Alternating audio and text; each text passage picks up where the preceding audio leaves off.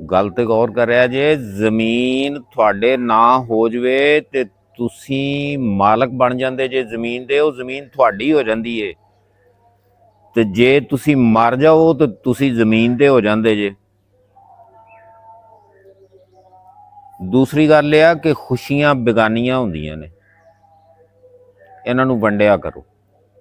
ਦੁੱਖ ਤੁਹਾਡੇ ਆਪਦੇ ਨੇ, ਜਿੰਨੇ ਮਰਜ਼ੀ ਸਾਂਭ ਕੇ ਰੱਖੀ ਜਾਓ, ਖੁਸ਼ੀਆਂ ਨੂੰ ਵੰਡਿਆ ਕਰੋ। ਤੇ ਤੀਸਰੀ ਗੱਲ ਇਹ ਹੈਗੀ ਆ, ਦੁਨੀਆ ਦੇ ਰਵੱਈਏ, ਲੋਕਾਂ ਦੇ ਰਵੱਈਏ, ਮੁਨਾਫਕਾਂ ਦੇ ਰਵੱਈਏ ਬੰਦਿਆਂ ਨੂੰ ਬਦਲ ਦਿੰਦੇ ਨੇ। ਤੇ ਚੌਥੀ ਗੱਲ ਇਹ ਹੈਗੀ ਆ ਵੀ ਲੋਕਾਂ ਦੇ ਮਹਿਲ ਵੇਖ ਕੇ ਕਦੀ ਵੀ ਆਪਣੇ ਆਪ ਨੂੰ ਗਰੀਬ ਨਾ ਸਮਝੋ। ਹਰ ਘਰ ਦੇ ਵਿੱਚ ਪੱਕਣ ਵਾਲੀ ਰੋਟੀ ਤੇ ਮਰਨ ਤੋਂ ਬਾਅਦ ਨਸੀਬਾਂ ਨਾਲ ਲੱਭਣ ਵਾਲੀ ਕਬਰ, ਇਹਨਾਂ ਦਾ ਸਾਈਜ਼ ਤਕਰੀਬਨ ਇੱਕੋ ਹੀ ਹੁੰਦਾ ਹੈ।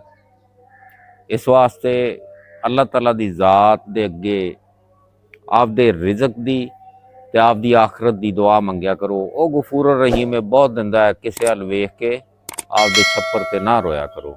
ਅੱਲਾਹ ਤੁਹਾਨੂੰ ਹਿਫਜ਼ੋ ਅਮਾਨ ਚ ਰੱਖੇ। ਖੁਸ਼ ਰਵੋ, ਹੱਸਦੇ ਵਸਦੇ ਰਵੋ। ਅੱਲਾਹ ਹਾਫਿਜ਼।